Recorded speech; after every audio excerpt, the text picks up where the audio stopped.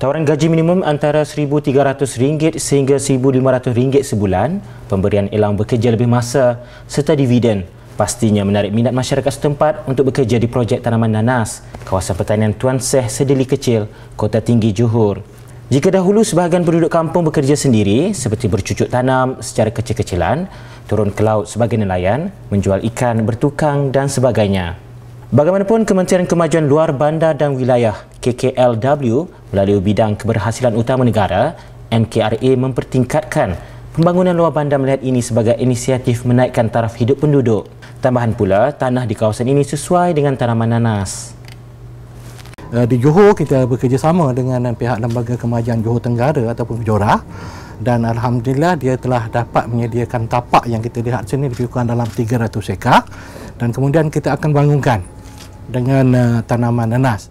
Sementara itu, Pengurus Pertanian dan Industri Asas Tani Kejora, Ahmad Kamal Arifin menjelaskan, dalam projek tanaman nanas ini, Kejora mengharapkan syarikat peneraju dapat menyediakan lebih banyak peluang pekerjaan, memandangkan kebanyakan penduduk sekitar kawasan ini mempunyai pendapatan yang tidak menentu.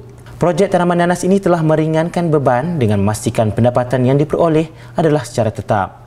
Projek yang dilakukan ini juga diterima ramai, memandangkan faedah yang diperoleh adalah untuk semua pihak. Untuk projek di nanas di Kampung Tuan Seh ini, kita mengharapkan pihak syarikat akan menyediakan peluang-peluang pekerjaan, dan kita memang target sasaran kita sebanyak 50 peluang pekerjaan diwujudkan untuk projek ini, dan pekerja-pekerjanya adalah diberi keutamaan kepada penduduk tempatan yang bersekitaran di Kampung Tuan Seh ini. Begitu juga dengan Lim Suzim, 64. Sejak setahun 6 bulan yang lalu, rutin hariannya mula berubah. Jika sebelum ini mata pencariannya adalah dengan melakukan kerja-kerja kampung, tetapi sejak menjadi penyela di ladang ini, dia perlu tiba tepat pada waktunya. Di samping itu, dia juga turut terlibat dengan aktiviti menanam sulur pokok nanas dan perlu memastikan sistem pengaliran air ke seluruh batas berjalan lancar. Sementara itu, menurut pengarah Ergo Bumi Sdn Bhd, Patrick Teo Kim Hoi, tanaman nanas adalah mudah dan sesuai dengan iklim panas dan lembap sepanjang tahun. Kita ni apply modern farming dan agriculture best practice lah. So kita akan ikut prosedur and we educate kita punya pekerja lah, ikut prosedur yang betul. Our test plot is lebih kurang 20 acre. So first harvest is August tahun inilah, 2014 August. Kita sudah harvest and sudah deliver ke local market like pasar pemborong besar, local hypermarket, sudah start selling lah. So far respond very good.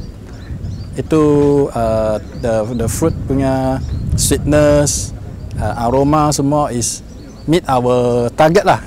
Jenis nanas ini jenis MD2 is one of the most premium nanas lah in the world. Menurutnya lagi, semua hasil tuaian pertama ini adalah untuk dipasarkan dalam negara terlebih dahulu. Nanas ini dijual di Pasar Borong dan boleh juga didapati di semua pasaraya besar seperti Tesco dan Giant di seluruh Malaysia dengan jenama Jauhar dan Rompine. Tanah berkeluasan 307.75 ekar iaitu 121.41 hektar ini terletak kira-kira 40 km dari Bandar Penawar, dibangunkan dengan tanaman nanas jenis MD2. Iaitu nanas kacukan yang dihasilkan oleh Institut Penyelidikan Nanas di Hawaii. Projek tanaman nanas ini di bawah Program Pelaksanaan Pasaran Premium Buah dan Sayur Segar APP7, Program Kampung Abad ke-21 KKLW. Sebuah program yang dilihat bersepadu dan komprehensif dalam menghapuskan kemiskinan luar bandar melalui peningkatan pendapatan dan kualiti hidup selain mempercepatkan pembangunan di kawasan mundur, terpencil dan terbiar. Setakat ini ada banyak perubahan positif dirasai penduduk kampung Sedili Kecil ini. Antaranya, daripada tidak mempunyai pekerjaan tetap sebagai pekerja di ladang nanas, mereka kini mampu tersenyum bangga dengan apa yang dilakukan.